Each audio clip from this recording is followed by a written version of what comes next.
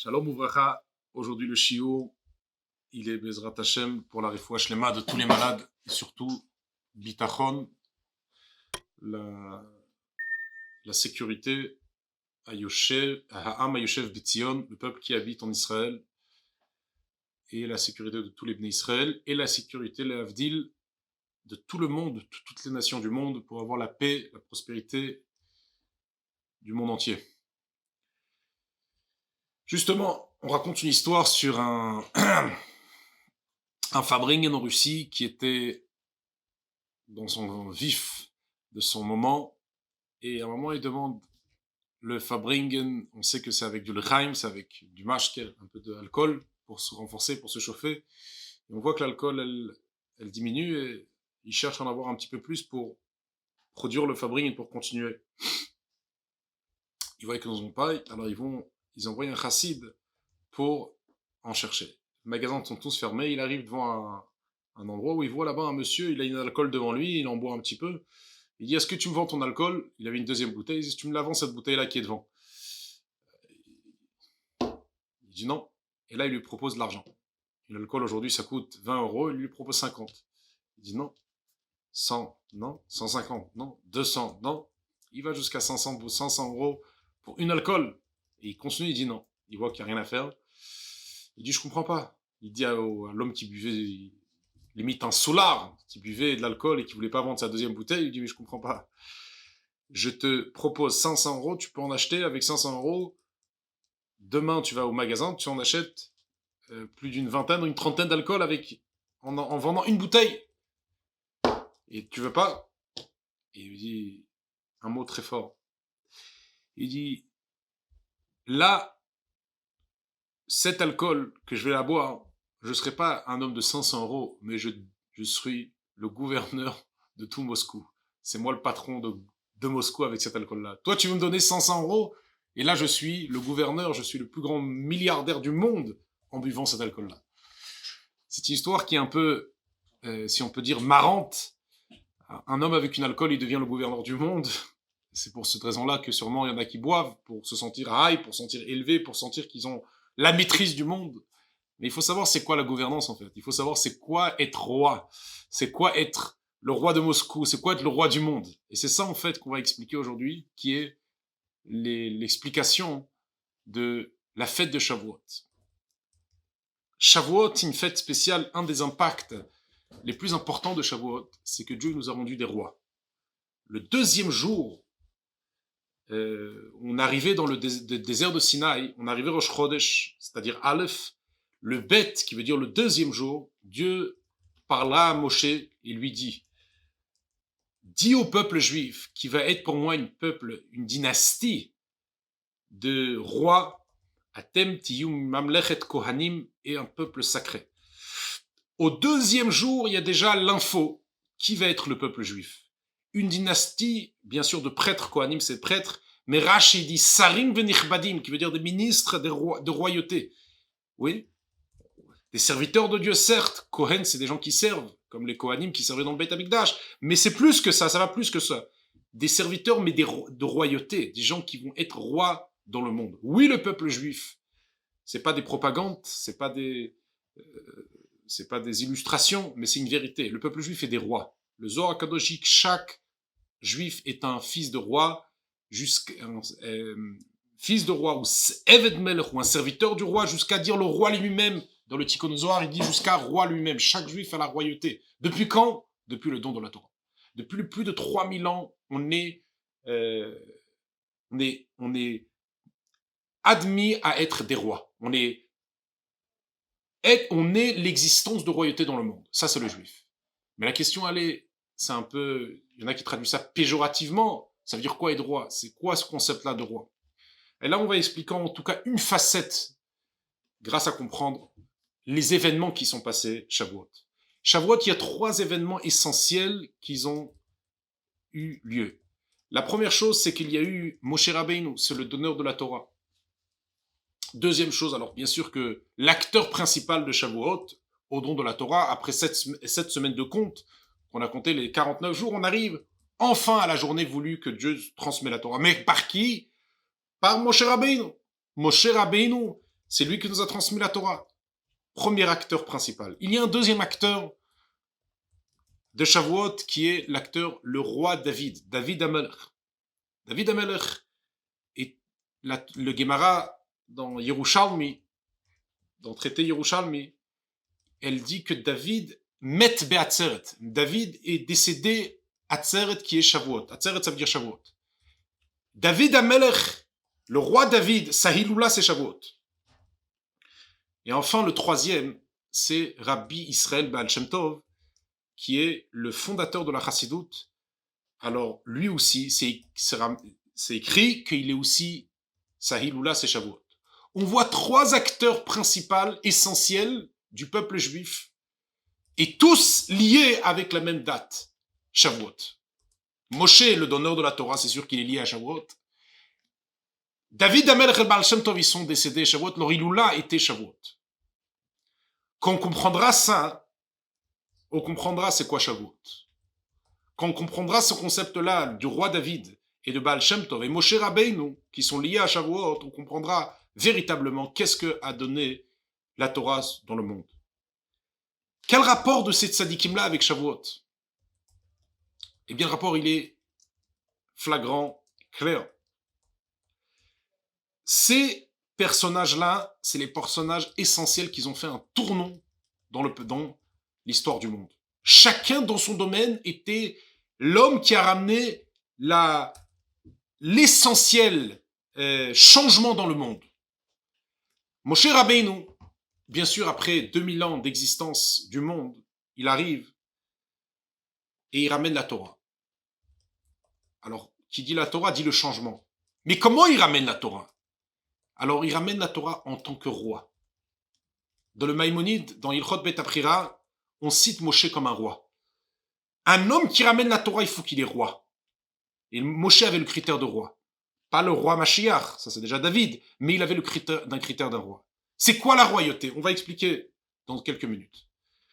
Baal Shem, le David Amelech, on n'a pas besoin d'en dire trop. Dans son titre, on voit qu'il y a le mot roi, David Amelech, David Melech Israël, Chai Vekayam. Ça, c'est le concept de la royauté.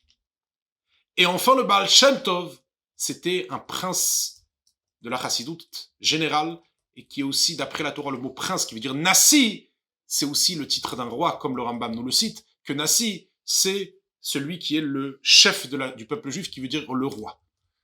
Ces trois rôles de royauté, eh bien, ils sont liés à Shavuot. Comme on vient de dire, que Shavuot, c'est le moment du don de la Torah, où là, ça s'est transmis, la clé à chaque juif, le caractère de royauté dans le peuple juif. Et c'est pour cela qu'on va remarquer, et on va voir que ces trois, ils sont liés à Shavuot, puisque qui dit Torah dit royauté, c'est là où Dieu nous a transmis la royauté au peuple juif. Eh bien, il y a trois rois maintenant qui vont être liés à cette fête-là, où leur Iloula tombera Shavuot, pour nous montrer comment être roi. Trois tournants dans l'histoire du peuple juif, de l'histoire du monde, où il y avait la royauté. Comment ça s'exprime ça? Eh bien, Moshe Rabbeinu, ça s'est exprimé avec la Torah. C'était une génération extraordinairement attachée à Dieu. C'est écrit dans le Midrash que la Torah, elle a été donnée à ces gens-là qui étaient dans le désert tellement ils étaient élevés. Où là-bas, la nourriture qu'ils mangeaient, c'était une nourriture spirituelle où on ne devait même pas aller aux toilettes, même pas décher la manne. Et aussi exactement la même chose là, l'eau. Des gens extraordinairement élevés où ils étaient attachés à la Torah. Il y avait un meneur de tout ça, c'était Moshe. Il a donné la Torah à des gens très élevés. Le concept de la royauté dans le don de la Torah, on l'a vu dans le désert avec Moshe Rabbeinu. Où les gens qui étudiaient la Torah à ce moment-là, ils étaient très très élevés. Comme le Midrash nous cite, la Torah était donnée pour justement cette génération-là. Ils étaient tellement sacrés que adéquats à ça, ils avaient une lumière tellement sacrée, la lumière de la Torah. Chaque Torah qu'ils étudiaient grâce à Moshe, elle l'intériorisait. Et elle faisait effet dans la perfection. Ça, c'est le symbole de Moshe, le donneur de la Torah, à une génération qui était apte à la recevoir. Et si on parle de ça, dans le sens spirituel, la royauté, dans le don de la Torah, ben on peut parler aussi dans le sens matériel.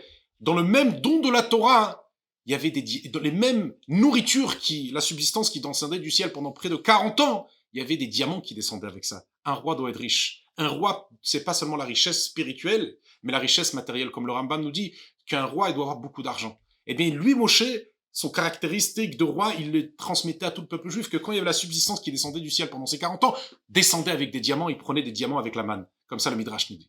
On voit la perfection de la royauté dans le concept de Moshe. Ensuite, David Amelech, le roi David, c'est déjà une autre époque. C'est déjà plus de 500 ans après, où le peuple juif rentre, quand ils sont en Israël, ils ont des ennemis, ils ont des terrains où il faut labourer la terre, il faut attendre le ciel qui donne de la pluie. C'est pas direct la subsistance des gens du ciel, c'est déjà un travail qui est déjà à nous de fournir et ensuite avoir la bénédiction de Dieu.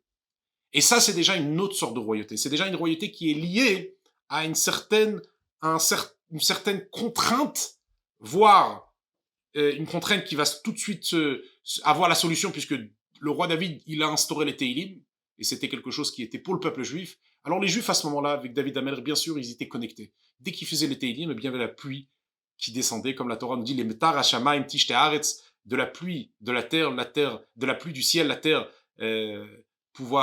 ça aboivait, elle va boire, elle va donner ses fruits. C'est-à-dire qu'il y avait, certes, on devait travailler, mais on voyait directement le lien. Quand tu faisais les téphilotes, automatiquement la pluie tombait grâce au Teilim du roi David. Alors c'était déjà une royauté qui était liée quand même c'était déjà un concept de royauté, puisque c'est quoi le roi? C'est le dominateur. Eh bien, il a instauré, il a transmis au peuple juif cette force de dominer grâce au Teilim, de recevoir la subsistance, etc. On voyait quand même clair la divinité et le révèlement de Dieu. Et enfin, le Baal Shem Tov, lui, c'était différent. Lui, c'était dans une génération, on sait qu'il était dans le XVIIe siècle, 17e siècle, dans les 1600, essentiellement, et 1700, pardon, dans le 18e siècle, au milieu du 18e siècle, et toute son arrivée était, parce que le peuple juif était dans une situation très, très, très basse.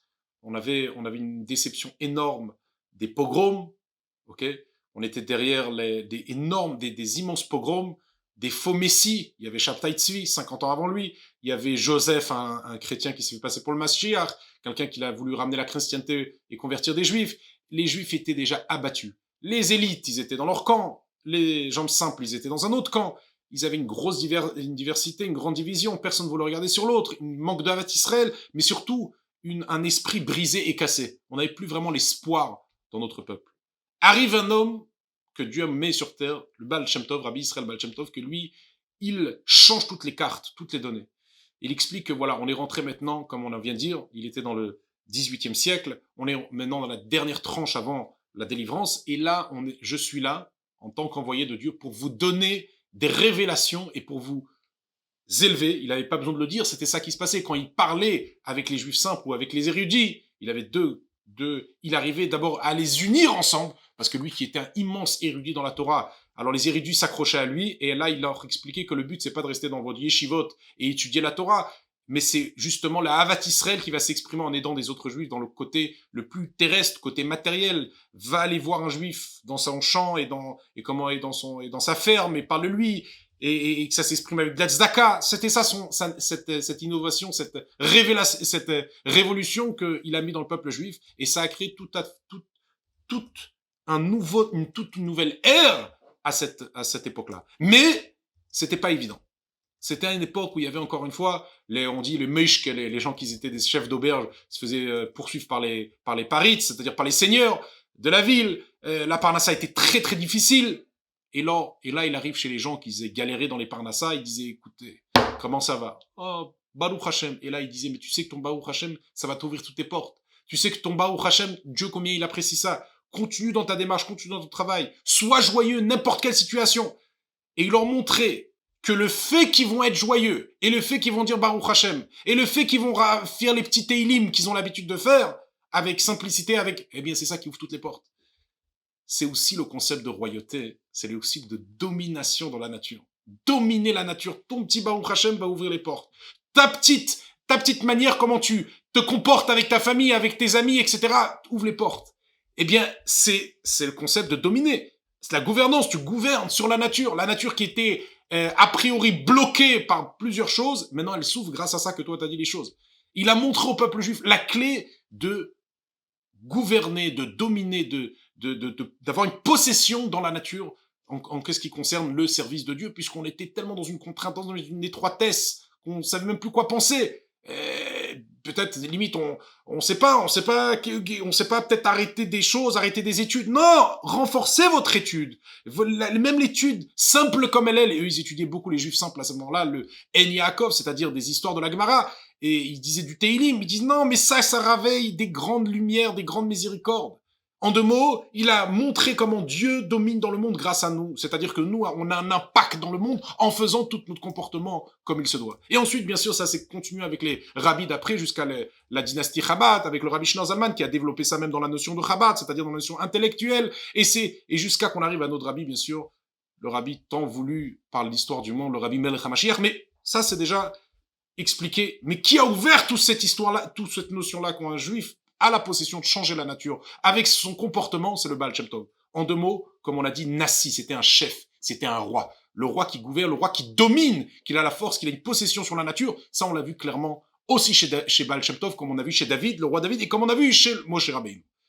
Toutes ces idées-là qu'on vient de citer, de royauté qui sont liées à Matan Torah, que Matan Torah, c'est ça, l'essentiel impact du don de la Torah qui nous a rendus tous des rois, on avait besoin de ces tzadikim-là dans les tournants essentiels de l'histoire. Quand on est rentré en Israël, on avait besoin d'un roi comme David. Quand on est rentré dans des époques très difficiles dans le 18e siècle, ok, début 18e siècle, même fin 17e siècle, etc., dans les 1600, ça a commencé une époque très très difficile pour le peuple juif, surtout en Russie et dans ces endroits-là. Alors on avait besoin de la royauté. Pourquoi? Parce que nous, un juif, certes, on est des rois. Certes, la Torah, elle témoigne sur chacun que c'est un roi, mais il a besoin des exemples. Comment pratiquer cette royauté-là? On a besoin, dans un temps où on est dans la difficulté, on a besoin d'un roi en qu'est-ce qui concerne la Torah. Moshe, le donneur de la Torah. On a besoin de voir un exemple de royauté dans la Torah. On a besoin d'un roi dans le concept de la Tfila, le roi David, que ça c'est les Teilim. Et on a besoin de voir un roi comme le Baal Shem Tov en qu'est-ce qui concerne les bonnes actions.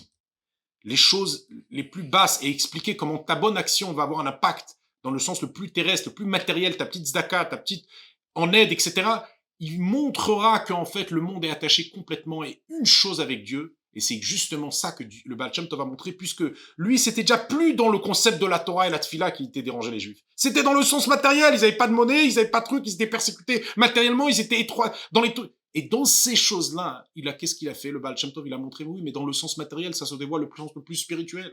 Et c'est là où il a révolutionné le monde avec le mot de Hashgacha Pratit. Le mot de la providence divine, c'est quoi la providence divine? C'est justement dans les choses matérielles. Ça que tu t'es levé à telle heure et t'as eu cette personne-là, c'est tout dans le matériel, tout consiste comment le Yichud Hashem, l'unité de Dieu se passe, s'exprime dans les choses les plus détaillées du monde matériel où on vit. Et ça, c'est justement dans les choses matérielles, les Maasim Tovim, les bonnes actions, dans la matérialité, montrer le Yichud Hashem, ça c'est la révolution que le Baal Shem Tov a ramené. Et pour ça aussi, le juif a besoin d'une royauté, il a besoin d'un exemple de roi pour montrer comment nous on peut, même dans la matérialité, être droit. Pas parce que j'ai un business qui m'attend à 9h du matin, alors je ne peux pas prier le matin avant et avoir mon étude. Au contraire, le fait que tu vas étudier le matin et tu vas avoir ton étude, tu vas prier avec ferveur et avec ton étude, tu vas voir le succès que tu aurais dans ton business. Parce qu'en Dieu, il n'est pas seulement dans les bouquins. Il y a Dieu là-bas, mais il y a un monde là-bas. Pas du tout. Dieu, il est dans le monde. Et ça que toi, tu vas t'inspirer maintenant des livres, quand tu vas arriver dans le monde, tu vas montrer Dieu. Tu vas montrer comment ton succès était flagrant. Ça, c'est l'idée de Baal Shem Tov. L'Achdout Hashem, il a ramené l'unité de Dieu dans le monde. Où ça, tu peux ramener l'unité de Dieu? Tu peux dire justement quand tu es dans le matériel. Quand on est spirituel, l'unité de Dieu n'est pas parce que il manque le côté matériel. Achdout, ça veut dire unifié. C'est justement Ba'aret, comme Dieu il dit. Je regarde comme mon peuple, comment il est spécial. Mik et Amrak et Israël, Goy Echad Ba'aret, c'est un peuple unique dans le monde. Ça veut dire quoi? Echad, ça veut dire ils arrivent à mettre, la Chassidut interprète qu'ils arrivent à mettre ça. Ils arrivent à mettre l'unité dans le monde. Achad Ba'aret, c'est l'unité. Dieu qu'il est dans les choses spirituelles, ils arrivent à le mettre dans le matériel. Dans les choses les plus matérielles, ils voient l'unité, ils voient comment c'est Dieu. Et ça, c'est le Baal Shem Tov a montré comment dans les choses plus terrestres et plus matérielles, avec les choses qui concernent le matériel, eh bien, ils arrivent à dévoiler la hardoute dans le monde de Dieu. Et ça s'exprime justement dans ce concept de la matérialité, que le Baal Shem Tov a montré comment c'est une chose avec Akadosh Baruch Hu et comment il y a la gouvernance de Dieu grâce à un juif qui se comporte avec lui-même une gouvernance. Ça veut dire, il gouverne sur son Yetzer Hara, il gouverne sur ses mauvais instincts et il fait qu'est-ce qu'il faut faire. Et bien, ça va montrer comment Dieu, il est un dans le monde.